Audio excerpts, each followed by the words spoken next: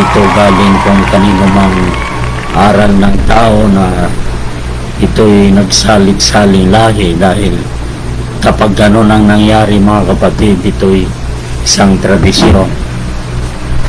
Kung ituturo ko sa inyo ay ang katuruan ni Martin Luther on the 15th century, ay magiging traditional Christianity. Kung ituturo ko ay sa panahon ni John Wesley on the 17th century, he preached about a sanctified life. Dahil sa panahon ni Luther, maniwala ka lang kay Jesus na tagapagligtas, pagkamat meron ka pa rin bisyo, ikaw ay kabilang sa nobya ng ating Panginoon. Pagdating kay John Wesley, mensahero ng Philadelphian Church Saints, ito yung tinatawag na Methodist, hindi lang justified, kundi kailangan masanctify, kailangan malinis. So ang sanctification by the blood of Jesus Christ, maging banal ang ating pamumuhay. At tama sa panahon ni Wesley, at kapag yun ang ituturo ko sa inyo mga kapatid, sa panahon natin ngayon, it would take a traditional Christianity. And traditional Christianity, itong papatay sa bawat relihiyon. Merong mensahe na napapanahon na ibinigay ng ating Panginoon, na ibinigay sa fivefold ministry ngayon, according to Ephesians chapter 4 verse 11. Sabi nating Panginoon Jesus, "And I will give you apostles, prophets, evangelists, pastors, teachers, for the work of the ministry, to edify the church and make them perfect in the sight of the Lord." So verse 11 to 13 yan, hanggang sa tayo'y maging sagdal sa harapan ng ating Panginoon. Kaya narito tayo upang magpasagdal, dahil itong panahon na ang requirement sa bawat kaligtasan ay ang kasagdalan ng salita ng Diyos, dahil ang mensahe na dumating sa ating panahon ay mismo ang ating Panginoong Jesucristo ang siyang bumaba, na ipinangako ng Biblia sa Acts chapter 3 verse 19 to 21. Isulat nyo lang sa kung may ballpen kayo at papel, sulat nyo lang, dahil nandito ako sa laptop na marahil it will improve every Sunday pagdating hanggang sa may latag ko sa inyo by means of description.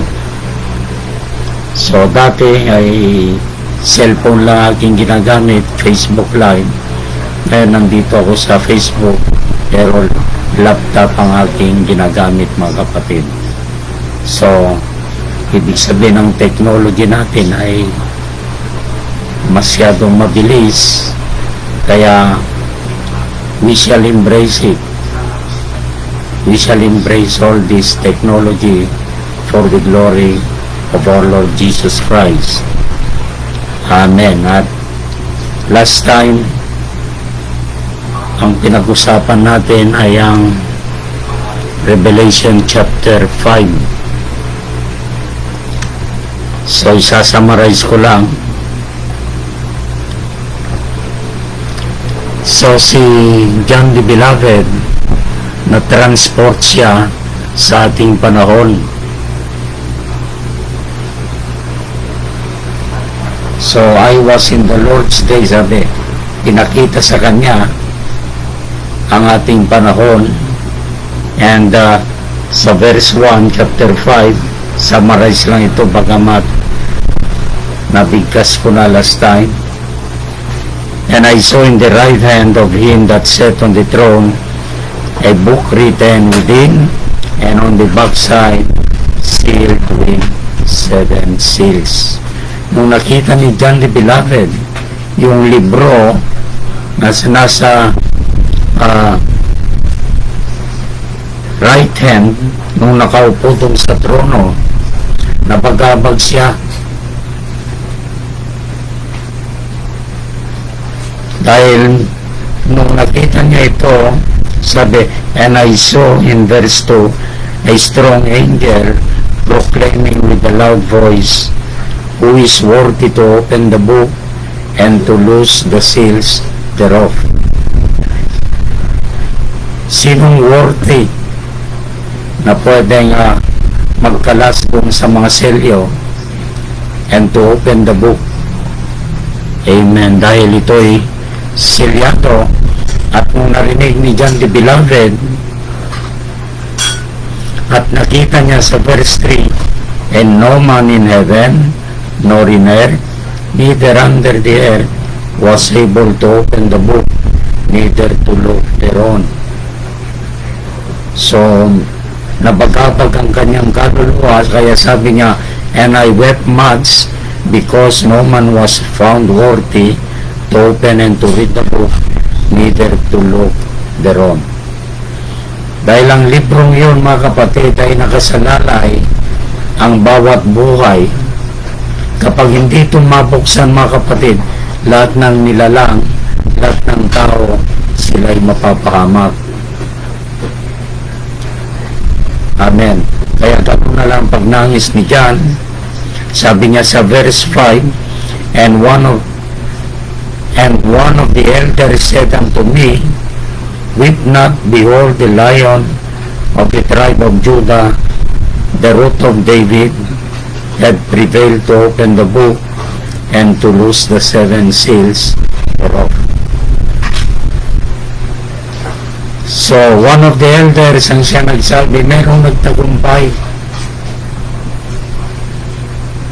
Dahil lahat ng nilalang dito sa ibabaw ng lupa ay hindi nararapat na buksan ang 7 selyo dahil lahat ay nagkasala. Naipanganak tayo sa kasalanan, mga kapatid.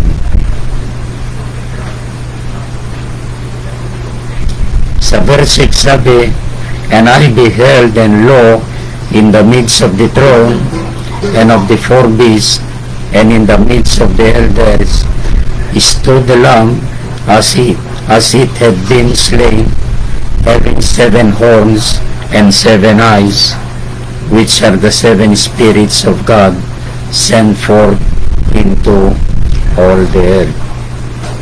Amen. So, ang nagwagi at may karapatan, mga kapatid, ay ang kordero ng Diyos. Nung tinawag ni John the Baptist, sabi niya, ang kordero ng Diyos na nag-aalis ng ating mga kasalanan. So lahat ay meron na tayong access. Just believe on the Lord Jesus Christ with a sincere heart, confessing all your sins, and turn right back and go to Him. Merong kakayanan para linisin ang ating mga buhay. He will transform our life. Dahil siya nagbayad as a ransom, naisanla tayo sa parang ganito yan. Naisanla tayo sa pawn shop because of that sin, at binayaran niya ng kanyang sariling buhay, mga kapatid. Ang dugo na pumatag doon sa krus ng Kalbaryo ay ang buhay mismo ng Diyos. Dahil in between God and man ay wala. we are created in His image, being the Son of God. Kaya in between, hindi pwedeng anghel. Kaya ang Diyos, inalis niya ang pagka-Diyos, hinubad niya ito at nagsaplot siya ng laman. May panganak na isang birhen na hindi nagalaw ni namang lalaki, kundi according to Matthew chapter 1 verse 18, nabuntis siya sa pamamagitan ng kapangyarihan ng Espiritu Santo. Kaya napakabanalang taong yon, si Jesus. Wala siyang kasalanan, siya naging kasalanan para sa atin, para sa righteousness niya ay mapapasa atin, mga kapatid. Kaya ang halaga natin ay kasing halaga ng buhay mismo ng Diyos. Amen. Kaya we are not a denomination, but we are sons and daughters of God. Just believe, hear the message. At sa verse 7 sabi, and he came and took the book out of the right hand of him that sat upon the throne. And when he had taken the book, the 4 beasts and 24 elders fell down before the Lamb, having every one of them harps and golden vials full of odors, which are the prayer of the saints. And they sang a new song, saying, Thou art worthy to take the book and to open the seals thereof, for thou wast slain and hast redeemed us to God by the blood out of every kindred and tongue and people and nation, and has made us unto our God kings and priests, and we shall reign on the earth. So bagong lahat, mga kapatid, I think we shall have to make a little bit of prayer. So let's bow our heads. Panginoon, narito kami nagsusumamo sa inyo, Panan, humihingi ng iyong patnubay, gabay at biyaya. Gamitin mo ang iyong panglingkod, ilagay mo ako sa iyong likuran, Panginoon, at mamutawi sa aking mga bibig ang iyong mga salita na nagmumula sa iyong trono. Lord, wala po akong alam kundi gabayan ng bawat isa, naway maging buhay ang bawat letra, bawat mamutawi sa bibig ng iyong panglingkod. May you bless each and every heart, and as I pray, Lord, in your full control, in the mighty name of our Lord Jesus Christ. Amen. Amen. At patuloy natin, mga kapatid. And has made us unto our God kings and priests, and we shall reign on the earth. Amen. Purihin natin, Panginoon. May kakayanan ng ating Panginoong Jesucristo para maging hari at mga pari tayo, at tayo ay Sunday we shall reign on the earth. Alam natin na napakalapit na ang nilingagay natin Panginoong Jesucristo, at kasama tayo, mga kapatid, kapag lubusang tayo nagpasakop sa ating Panginoon bilang mystical body, part of His body of believers. Amen. We shall reign for 1,000 years after the Armageddon. Ang Armageddon na tinatawag ay ang pangatlong digmaan, dahil supposed to be ang digmaan ay nagumpisa noong 1914, First World War, And because of the four angels, meron nga pa makikita natin mga kapatid yung apat na anghel. Gusto kong basahin sa Revelation chapter 7 verse 1. Balikan din natin mamaya sa Revelation 6. And after these things I saw four angels standing on the four corners of the earth, holding the four winds. When we say winds in the Bible, it refers to war and strife. Four winds of the earth, that the wind should not blow on the earth, nor on the sea, nor on any tree. Amen. So, ibig sabihin, in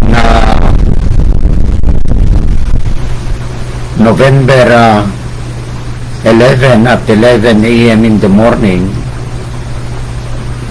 1919, nagkaroon ng ceasefire without having an agreement.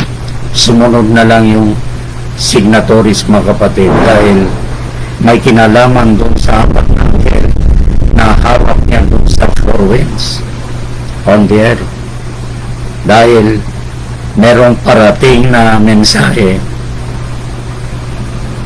at tataglayin ang mensahe yun, yung tinatawag na 11th hour worker. Pag sinabing 11th hour worker, nagsisignify yung ceasefire ng 11 on the 11 a.m. So November is the 11th month, 11th day, and the 11th hour a.m. Amen. Signifying na parating yung 11th hour worker. Pero ang mensahero sa huling panahon, Laodicea, ang siyang magbibigay ng mensahe para sa 11th hour worker sa Revelation chapter 10 verse 11, mga kapatid. At yung mensaheng yon, walang iba kundi yung pagbubukas ng selyo. Hindi lang nga pagbubukas, interpretation ng misteryo na nabuksan sa Revelation chapter 6. Tingnan natin, mga kapatid. Balik tayo. Revelation chapter 6 verse 1. Amen. Ang Revelation ay bihira na tinatalakay.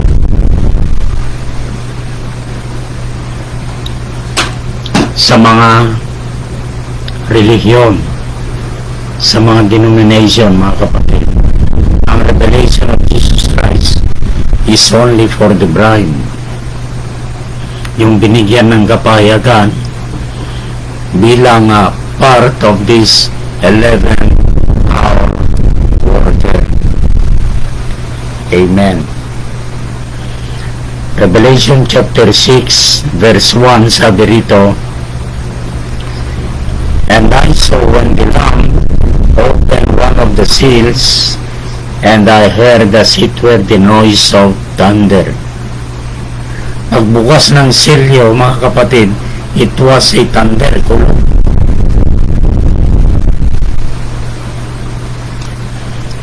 One of the four beasts saying, come and see.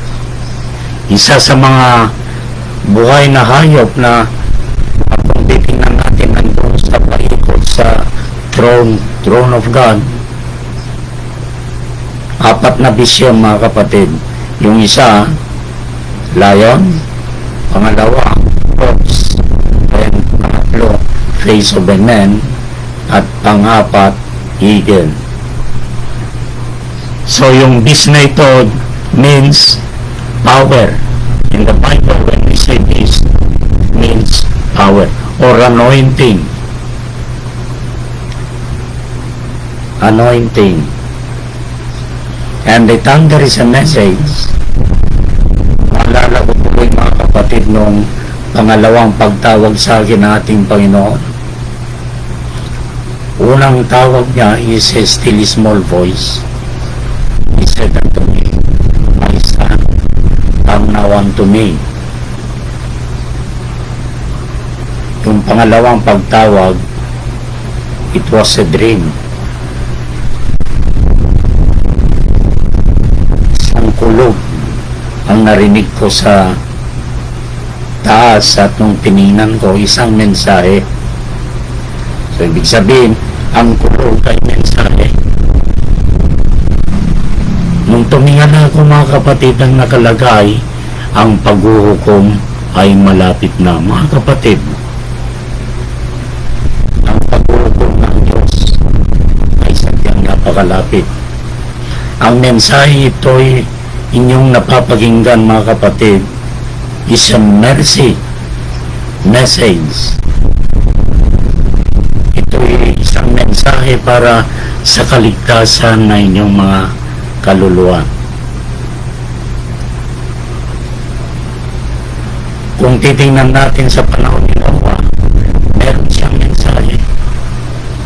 Ang kanyang mensahe ay ang ating Panginoong Jesucristo, symbolizing the ark as the Lord Jesus Christ, come and be saved. Pero walang naniwala kay Noah dahil si Noah ay isang simpleng farmer. Samantalang sa panahon ni Noah ay talagang mga tao ay scientists, technocrats, kasi nga dunong ng ating panahon. Amen. Pero nilipol silang lahat ng isang pagbaha dahil 40 days and 40 nights walang tigil ang pagulan hanggang sa lahat ng kabundukan ay umapaw at lahat naman nilalang, babae at lalaki, matanda, bata, kung ilang bilyon ng matao dito sa ibabaw ng lupa, silang lahat ay namatay maliban kay Noah at ang kanyang buong pamilya. Walong kaluluwa ang naniwala sa panahon ni Noah, mga kapatid. How much more nangyayari din sa ating panahon? Basahin nyo Luke chapter 17 verse 26 to 30. Amen. Okay. Sabi ng isang one of the beasts, one of the four beasts saying, come and see. Verse 2, and I saw and behold the white horse, isang kabayong puti, and he that sat on him had a bow. Meron siyang palaso, yung bow, pero wala siyang bala. He had a bow pero walang bala, and a crown was given unto him, and he went forth conquering and to conquer. Narinig ko na sa ibang religion ito, mga kapatid, dahil it is a white horse. Ang sabi nila, ang nakasakay doon ay walang iba kundi ang ating Panginoong Jesucristo. Oh, hallelujah. Sabi ng Revelation chapter 22 verse 18 and 19, isang kudlit lang o isang salita na idagdag mo at ibawas dito sa propesyang ito ay meron ka ng kahihinatnan. So para malaman nyo lahat, tingnan natin, mga kapatid, 22 verse 18 and 19.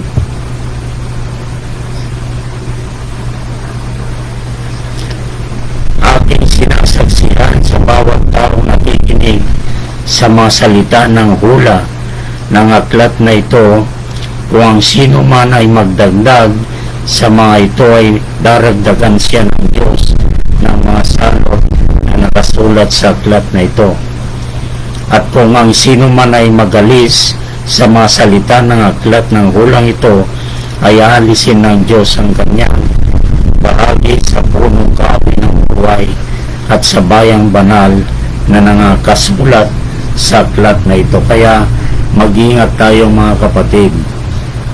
Ang requirements natin ngayon, pati ako ay magsusulit sa ating Panginoon sa bawat salita na aking ipinupunla sa inyo. Pero I have well understood kung paano siya naging maestro ko mga kapatid. Siya ang aking sinusundan. Ang bawat titik, bawat propesya sa Biblia ay hindi galing sa theology, kundi galing sa nagturo sa akin mga kapatid. Walang iba kundi ang ating Panginoon Hesus Kristo.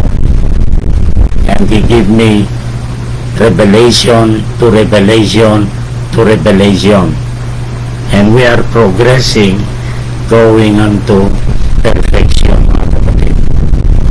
Kaya mag-ingat kayo kung kayo nasa denomination at hindi nababago ang inyong buhay.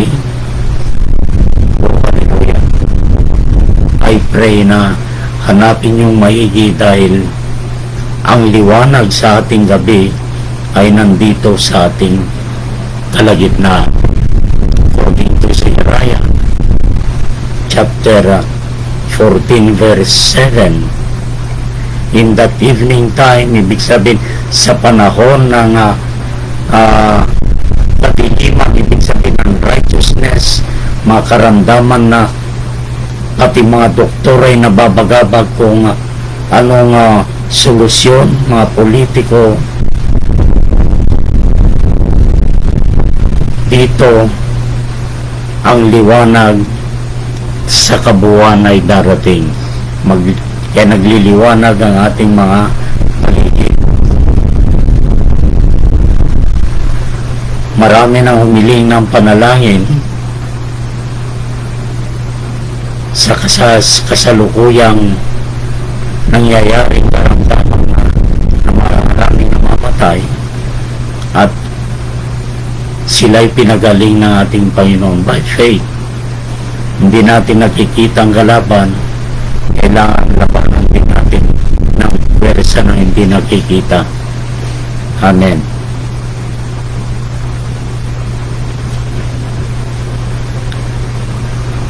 Okay, so balik tayo dun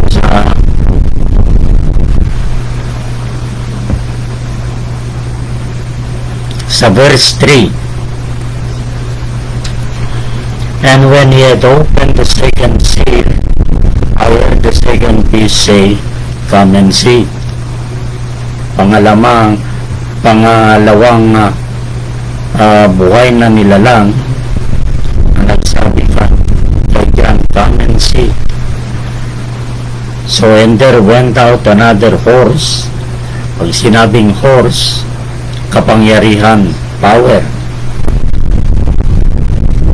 That was red, kulay pula, and power was given to him that sat thereon to take peace from the earth, and that they should kill one another. And there was given unto him a great sword. Isang kabayong pula mga kapatid, at meron nakasakay doon, at meron siyang sabi rito sa Tagalog, at may lumabas na ibang kabayo na kabayong mapula, at ang nakasakay dito ay pinagkalooban magalis sa lupa ng kapayapaan, at upang magpatayan ng isa't isa, at binigyan siya ng isang malaking tabak. Amen. So it was a power, it was red. These are all in symbols, pero merong meaning. 5. And when he had opened the third seal, I heard the third beast say, "Come and see." And I beheld, and lo, a black horse, and he that sat on him had a pair of balances in his hand. isang kabayong maitim naman, at yung nakasakay doon mga kapatid ay meron siyang timbangan sa kanyang kamay. Verse 6, and I heard a voice in the midst of the four beasts, say, a measure of wheat for a penny, and the measures of barley for a penny. And see thou have not the oil and the wine. So these are all in symbols na kailangan malaman natin ang katotohanan. No one in the theological schools ay mag-interpret ito, kundi ang Espiritu Santo na nakuha natin sa pamamagitan ng mensahe inyong napapakinggan. Kayo rin naman ay makakabahagi nito mga kapatid if you believe and confess your sins and take it unto the Lord. So ang aking ginagawa lang mga kapatid ay nangangaral ako, hindi sagana ng akin kundi galing sa ating Panginoong Jesus. And if you believe Jesus as your Savior, He will transform your life. Sabi ko sa inyo, hindi na wala nang bisa yung mga tradisyon, mga turo galing sa 18th century or in the early 19th century. Nabansok na sila mga kapatid. They organize, and when you organize a church, it will be dead right away. Mamamatay siya. Iwanan ka ng presensya ng ating Panginoon. Amen. At ang ating panahon, isa lang dapat ang ating hari, isa lang ang ating pastol, ang ating Panginoong Jesucristo. According to Ephesians chapter 4 verse 11, as He promised, I have called by Him to become a pastor, pero I'm only an instrument. So binibigay ko sa Kanya ang talagang totoong pastol. Dahil kapag nabigkas ko na ang lahat ng ito mga kapatid, if you are sincere in your heart, siya at ikaw na ang magkikipag mag-uusap mga kapatid. Wala na ako. I'm just only an instrument of Him.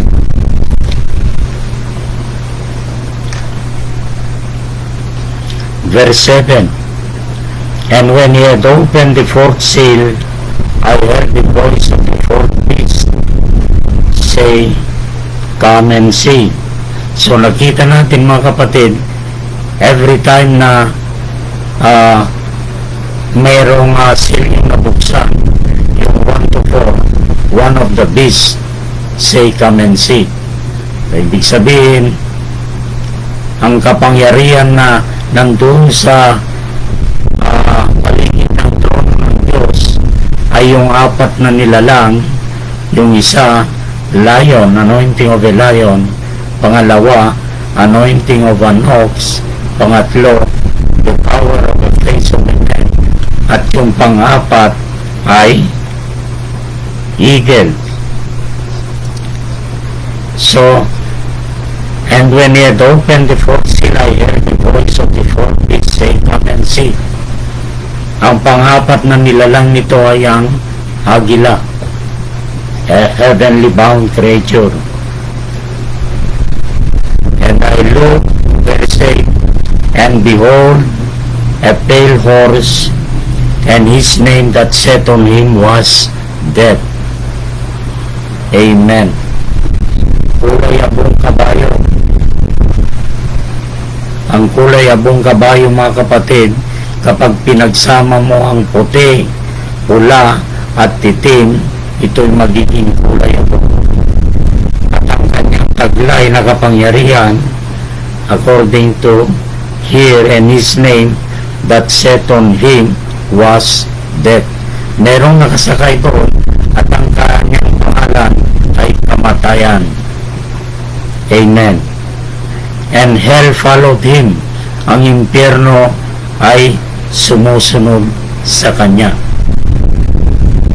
Kita nyo, ang kanyang pangalan ay kamatayan at ang sumusunod sa kanya ay ang Hades.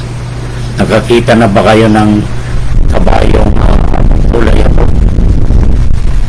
Parang marahil iniisip nyo na ang nakasakay doon ay may hawak na anong tawag nito? Yung pampatay. Yung parang bungo na nakaitim. Kulay abo ang kabayo na talagang siya ng kabayo at ang kanyang pangalan ay kamatayan at ang impyerno ang sumusunod sa kanya. Kung titingnan natin ang Biblia, ang kamatayan ay ang ating huling kaaway. The last enemy is death. Amen. Puri ng Diyos, pupunta tayo lang dyan. And hell followed him, and power was given unto them over the fourth part of the earth to kill with sword, and with hunger, and with death, and with the beast of the earth. Verse 9. And when he had opened the fifth seal, I saw under the altar the souls of them that were slain for the word of God and for the testimony which they held. Verse 10. And they cried with a loud voice, saying, How long, O Lord, holy and true, dost thou not judge and avenge our blood on them that dwell on the earth? Oh, hallelujah! Maraming pinatay ang kabayong nakasakay doon sa kulay abo. Kaya ito ngayon ang kanilang mapinatay at sila'y umiiyak, sumisigaw ng tinig na malakas na nagsasabi, hanggang kailan, O Panginoong banal at totoo, hindi mo hatulan at ipaghiganti ang aming dugo sa mga nananahan sa ibabaw ng lupa. Identify natin ito, mga kapatid. Amen. At sa mensahe sa uling panahon, it was already revealed, na ipahayag na ng buong buo. Sa verse 11, at binigyan ng bawat isa sa kanila ng isang maputing balabal, at sa kanila sinabi na magpahinga pa ng kaunting panahon hanggang sa maganap ang bilang ng kanilang mga kapwalipin at ng kanilang mga kapatid na mga papatayin na manggaya nila. O haleluya! Puri na ating Panginoon. Puro kamatayan ang ating na tutunghayan, mga kapatid. These are all symbolically meaning. Verse 12, pagdating naman sa panganim na selyo, and I beheld, and when he had opened the sixth seal, and lo, there was a great earthquake, and the sun became black as sackcloth of hair, and the moon became as blood. Verse 13, and the stars of heaven fell unto the earth, even as a fig tree casteth her untimely figs when she is shaken of a mighty wind. And the heaven departed as a scroll when it is rolled together, and every mountain and island were moved out of their places. Nakakatakot, mga kapatid, no? Pagka pinapakinggan mo nito, talagang kung nervyoso ka, talagang matatakot ka.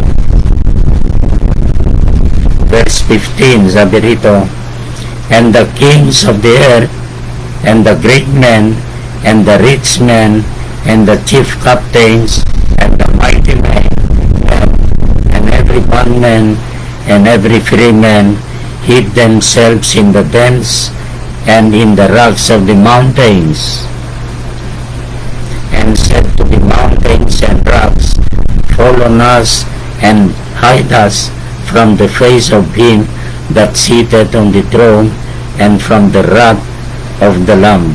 For the great day of his wrath is come, and who shall be able to stand? Mga kapatid, kagaya ng sinabi ko sa inyo kanina, yung pangalawang pagtawag sa akin, isang pulong. At nung tumingala ko, ang nabasa ko ron, mga kapatid, ang paghuhukom ay malapit na. Ito yung tinatawag na wrath of God. Kaya kung narinig nyo kanina na talagang sila ay puspusa nga nagtago and us to the rocks of the mountains, na itago sila dahil yung great day of the wrath of the Lamb is come. Kaya sabi ko sa inyo kanina, ang mensahe na inyong napapakinggan, it is mercy. Pero kapag kang biyaya ay nagsara, at ang mga na kay Kristo ay sasalubong sa mga lapahap in the corporal body of Jesus Christ to be with the Lord for 3.5 years, doon mag-umpisa ang paghuhukom ng Diyos. The wrath of God. At kailan mangyayari, Pastor? Napakalapit na, mga kapatid. Kagaya ng aking nakita, sabi, ang paghuhukom ay malapit na. Amen. Ito ay nangyari way back from 1985 to 88. Ilang taon na nakakaraan, mga kapatid. Pero hanggat merong mensahe na inyong mapapakinggan galing sa trono ng Diyos, ito ay ang mensahe ng tinatawag na Logos. Ito ay ang buhay ni Kristo na nasa ibabaw ng lupa ngayon. Kaya yung judgment of God ay hindi makapenetrate dito sa ibabaw ng lupa. Nagbabounce back because of the blood of Jesus Christ that is here on earth. Kaya ang nangyayari ngayon sa madilim na tinatawag na panahon, it is the wrath of Satan. Si Satanas, alam niya kasi kaunti na lang kanyang nalalabing panahon at dadalhin siya sa dagat-dagatang apoy. Marami ang kanyang mahihila papuntang impyerno, mga kapatid. Amen. Gusto niyong matunghayan? Magbasa ako ng talata sa 2 Timothy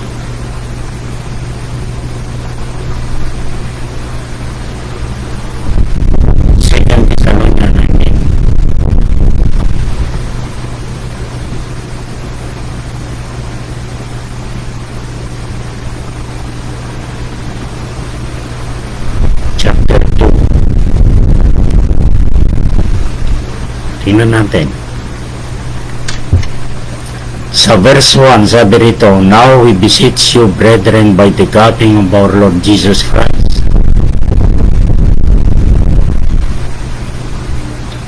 Is the Lord Jesus Christ come already? Matutunghayan natin next week, mga kapatid. Papaliwanag ko sa iyo ang pagdating ng ating Panginoon. So be here. Now we beseech you, brethren, by the coming of our Lord Jesus Christ, and by our gathering together unto Him. Nangyayari na sa ating panahon ito. Verse 1. That ye be not soon shaken in mind, or be troubled, neither by spirit, nor by word, nor by letter, as from us, as that the day of Christ is at hand. Let no man deceive you by any means, for that day shall not come, except there come a falling away first, and that man of sin be revealed, the son of perdition. Ay matagal nang naipahayag ito, the man of sin. At ang fulfillment ng ating ginagawa ngayon is 2 Thessalonians chapter 2 verse 1 and 2. Verse 1, now we beseech you, brethren, by the coming of our Lord Jesus Christ, kagaya ng naipangako ko sa inyo by His grace, ipaparating ko sa inyo ang pagdating ng ating Panginoon. Next week, if possible. So yung mga wala pa si Kristo sa kanilang mabuhay, so hintayin ninyo. Pero sabi sa 3, let no man deceive you by any means, for that day shall not come except there come a falling away first, and that man of sin be revealed, the son of perdition, who opposed and exalted himself above all that is called God, or that is worshipped, so that he as God seated in the temple of God, showing himself that he is God. Amen. At marami ang makukuha nito, mga kapatid. Sino ang tao rito sa ibabang ng lupa ang nag-aangkin nito? Amen. Kaya verse 5, remember ye not that when I was yet with you, I told you these things, and now ye know what withholdeth, that he might be revealed in his time. History na ito, mga kapatid. For the mystery of iniquity that already worked even in the time of Paul, ay meron ng iniquity. Only he who now letteth will let until he be taken out of the way.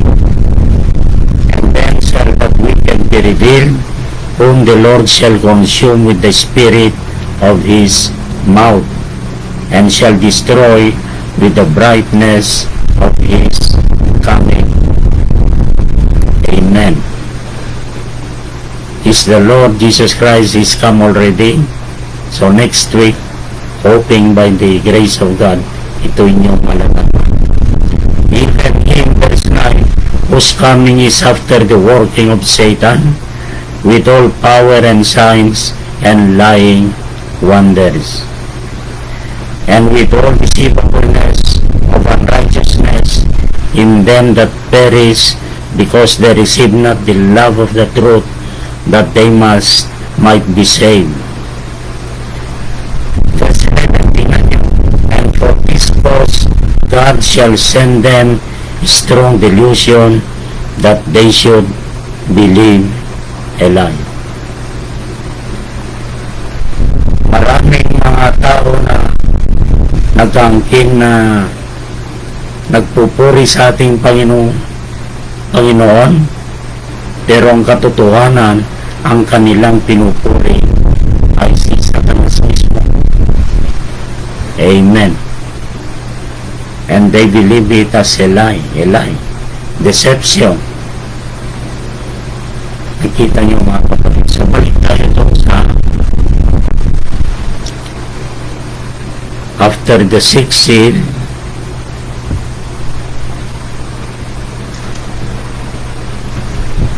ang seventh seal ay nandoon sa Revelation chapter 8 verse 1. And when he had opened the seventh seal, there was silence in heaven about the space of half an hour. Kalahating oras, karoon ng katahimikan sa langit, mga kapatid. Ang tanong, ang pitong silip ay nabuksan na.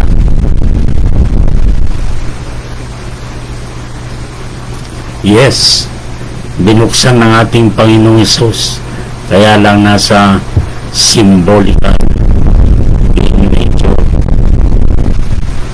First seal, white horse rider. Meron siyang pana pero walang palaso, wala siyang palaso. Yung ano lang, yung anong tawag nito, bow, walang bala. Nakasanay siya sa kabayong puti. Then merong red horse rider, second seal.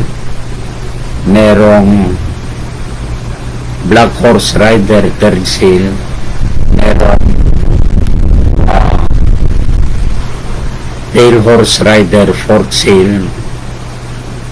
Fifth seal, yung mga nangamatay under the altar of God, crying for vengeance. And sixth seal ay ang Great Tribulation. Pag-alis natin dito kapag kasama kayo dun sa mararapture o sasalubong sa ating Panginoong Hesus, alam nyo, kailangan ang pagsalubong sa ating Panginoon. Kaya nito, mga kapatid. Kung ito ay galing sa taas ang ating Panginoon Kristo, ang kanyang iglesia isang materialis. Lalapat siya, mga kapatid. Ang ulo at ang kanyang katawan lapat na lapat. The same character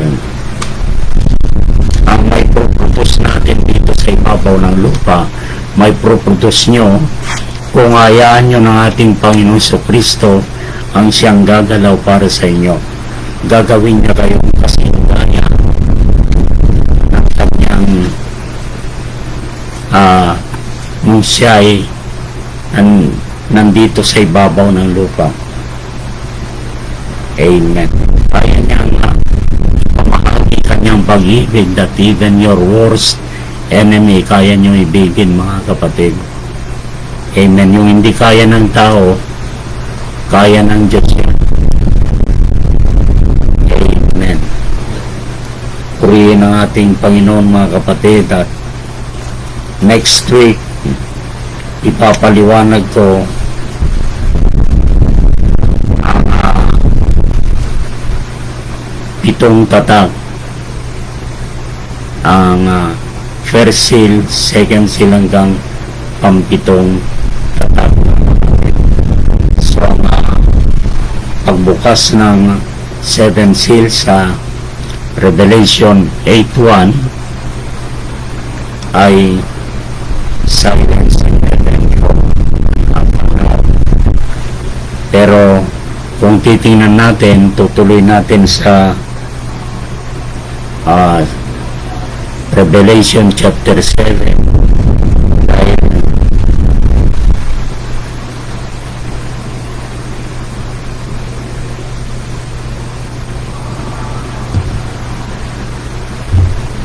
yes,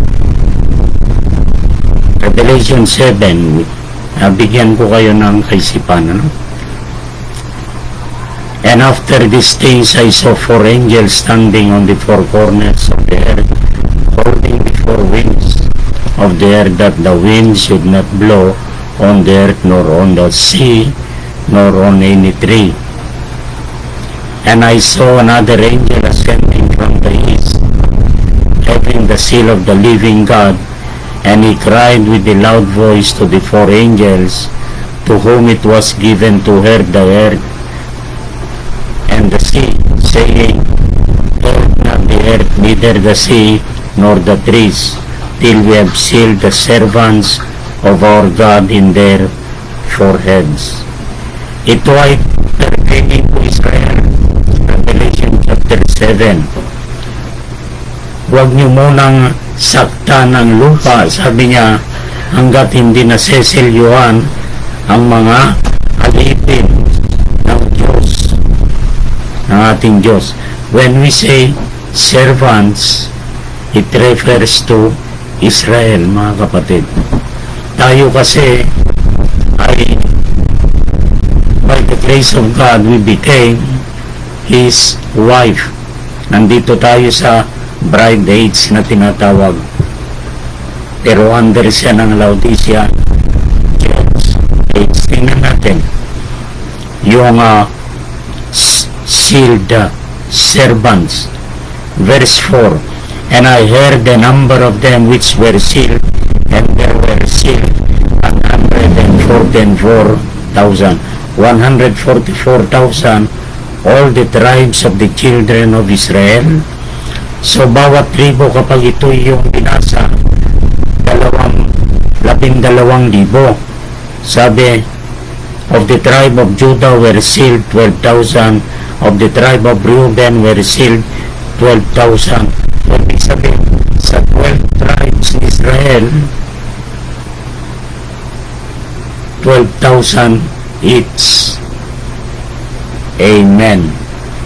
Kaya yung 144,000, mga kapatid, kagaya ng mga ibang traditional Christian na nag-aangkin na sila, ay kabilang dun sa 144,000. So walang dagdag, walang bawas. Ito ay purely the servants of the living God, purely mga Israelita. Ito yung 144,000 na sabi dun sa fifth seal, nung binuksan, yung mga nangamatay na talagang pinugutan ng ulo, pinahirapan ng mga Hudyo.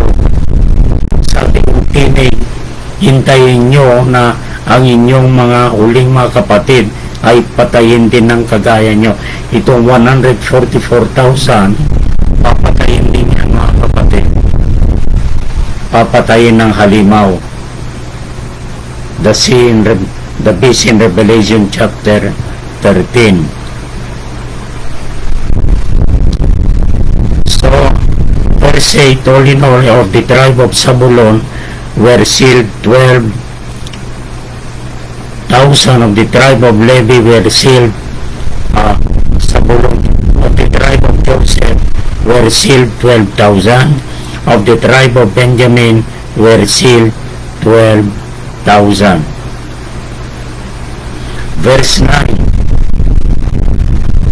After this I beheld, and lo, a great multitude,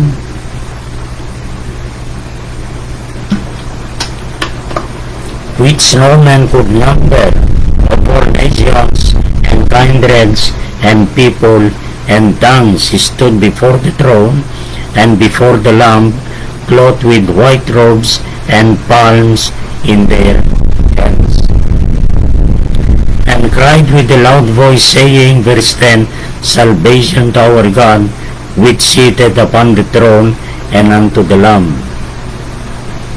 And all the angels stood round about the throne, and about the elders, and the four beasts, and fell before the throne on their faces, and worshipped God.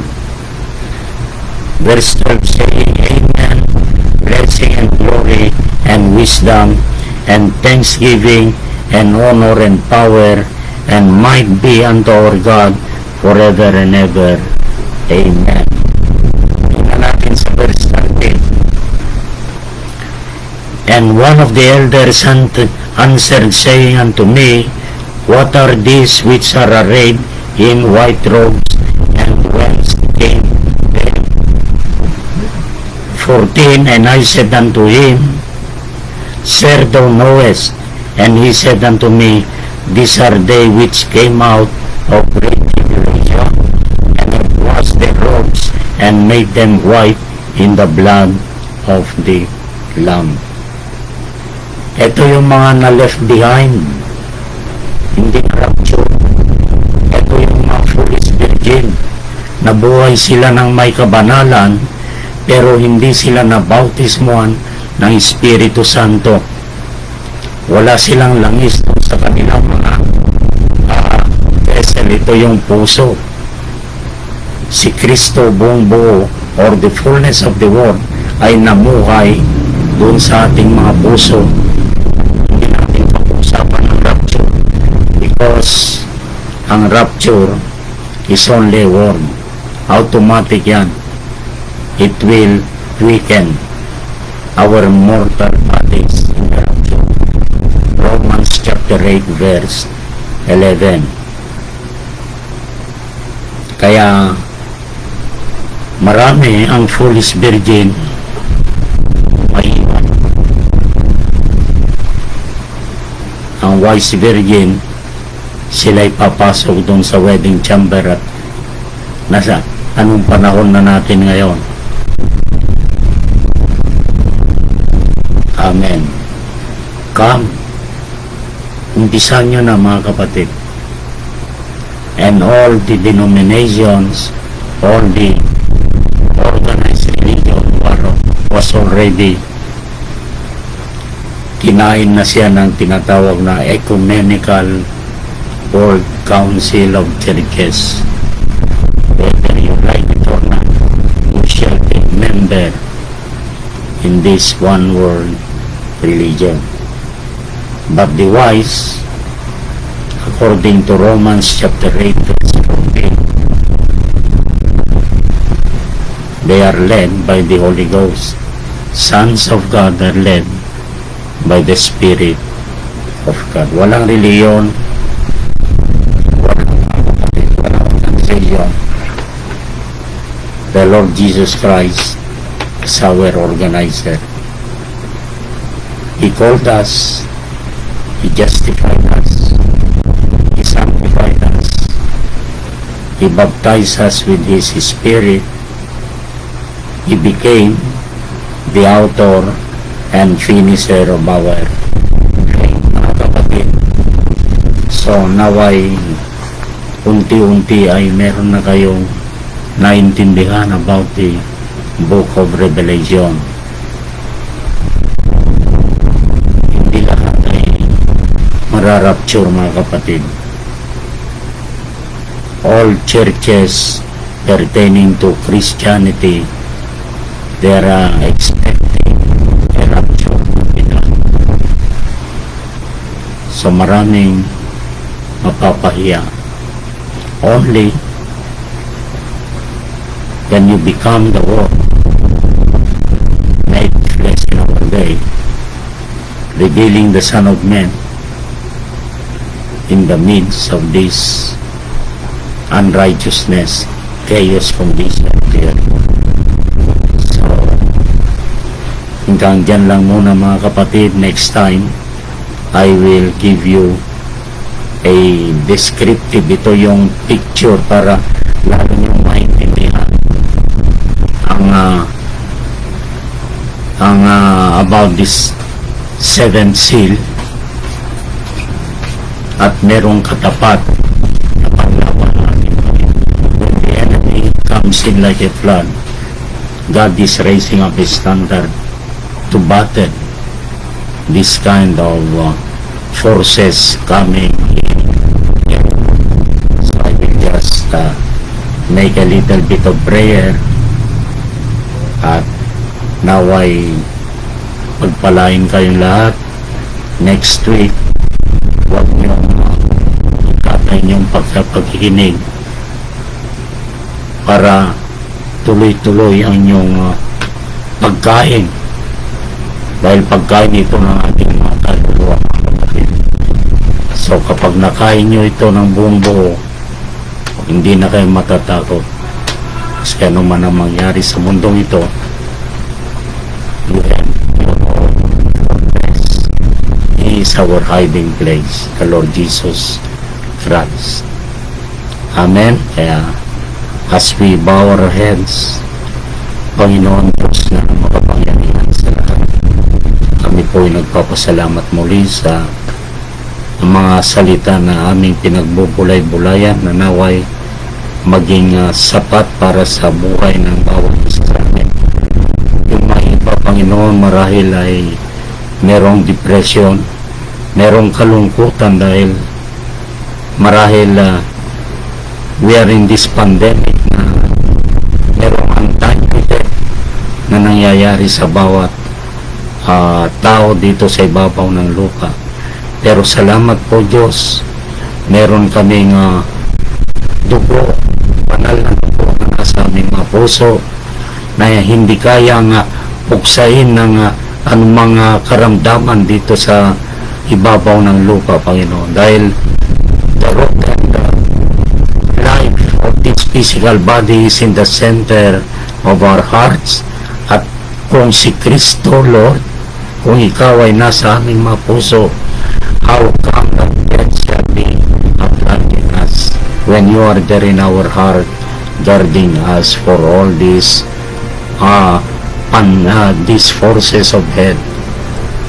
Lord, as I had declared already war between the forces of Hades versus your force, the sons of God. Lord, sa lahat ng mga may kalungkutan, depression, may kakulangan, Panginoon, I beg your mercy. May you bless each and every hands. Give them comfort.